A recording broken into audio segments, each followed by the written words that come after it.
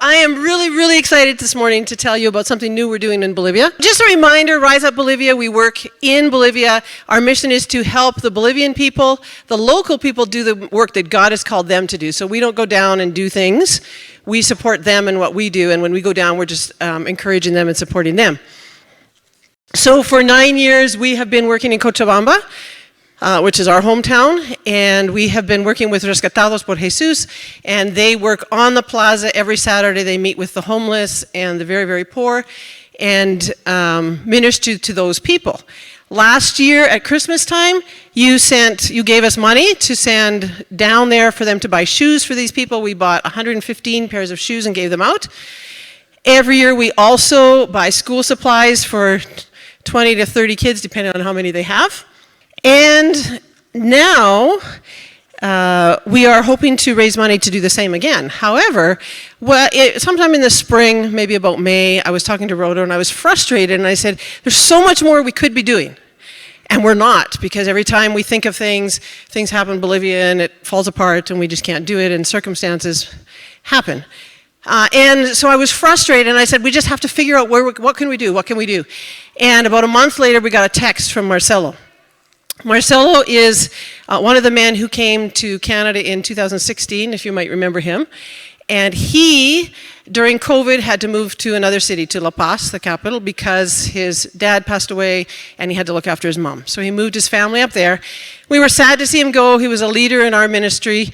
And we said, why in the world, God, would you do this? But he started attending a church in La Paz, or the church that they had previously attended. And in that church is a girl named Esther. And Esther's father is a pastor who works way, way up on the Lake Titicaca, the shores of Lake Titicaca, in the villages. And he visits all the churches around that area of any denomination and encourages the pastors, because they're very small churches. They're very hard places to plant churches. So that's his job. And the leaders of the villages came to him one day and they said, we recognize that in our villages there's a lot of alcoholism, there's a lot of child abuse. We need somebody to come and teach values to our kids. Do you know anybody? And he got, yeah. So he contacted his daughter, who contacted Marcelo, and they started going up. So La Paz is at 12,000 feet above sea level. It's a horrible place. You can't breathe, can't walk, it's cold. Anyways, God called me there and I don't know why. I don't like it. I do know why, because I don't like it. But they go up from there 3.5 hours every 2 weeks. They travel by bus up to the villages on Lake Titicaca, a village called Tequina. And there they started to work with the children. So every 2 weeks they take people up and they minister to the children up there. In the summer we sent money for them to buy Bibles for the children and the youth and the adults, picture Bibles, because a lot of them can't read. And there's a seal that they made. So if you go to the Altiplano in La Paz at some point, if you come across a Bible, open up the front, and you just might say CFA in it. It says, from Canada to the children and young people of Bolivia, from CFA.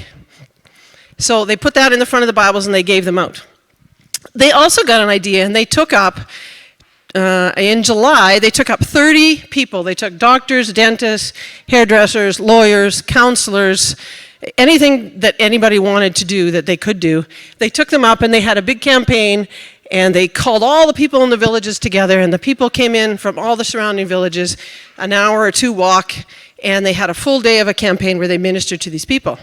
So then they said, let's do it again. So in last week, they took 60 people up to the Altiplano, and there's the group of people they took. This is their training session they had. They set up the tents, they set up the chairs, they rented tents, they rented chairs, they rented tables. It's out in the middle of absolutely nowhere. They piled them all into a truck Friday night. Saturday morning they drove out early. Sunday morning they set up early. All day Sunday, all these people ministered to 350 people from all the villages around. Then they had a service at the end, and prayed for the people, the doctors taught them about diabetes, they taught the children to brush their teeth, they posted Canada flags everywhere. And that was a huge success. 350 people were ministered to in one day.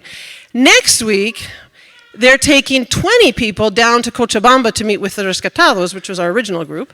They're taking doctors and dentists down. They've got permission from the city. They're going to set up on the plaza, and they're going to minister to the people, the homeless people in Cochabamba. So it's really cool to see how the two are now coming together. However, they don't have money. They don't have anything to do that with. So that's where we come in. It's really exciting to see that we can support them in what God has called them to do. So if we were to take 5 doctors from Canada to Bolivia for 2 weeks, it would cost us between $10,000 and $15,000 for the flights and to pay everything that happened. With $5,000, if I can raise $5,000 today, we can supply 150 pairs of shoes, the school supplies for 50 kids. We can send the 60 people that went last week, we can pay their transportation, we can pay for the trip next weekend, and hopefully we can raise more and send them again to do more. So I think it's pretty good bang for your buck. However, I only have 250 donuts. If we were to raise $5,000, I would have to have 1,667 donuts. And you would all have to eat 5 donuts today. So it's going to be better on your waistlines if you just donate some money and we'll give you a donut in exchange. So that's what we need today, is we need help to send 5,000. Now Marcelo said to me, he said, if you send more, we have way more kids. We can buy shoes for 100 kids if you send that much money. So the sky's the limit, but we've set a goal of 5,000 to be able to help them do these things and to send them to Cochabamba next weekend.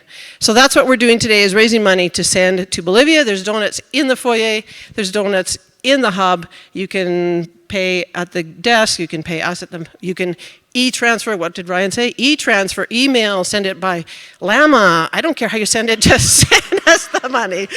Thank you very much.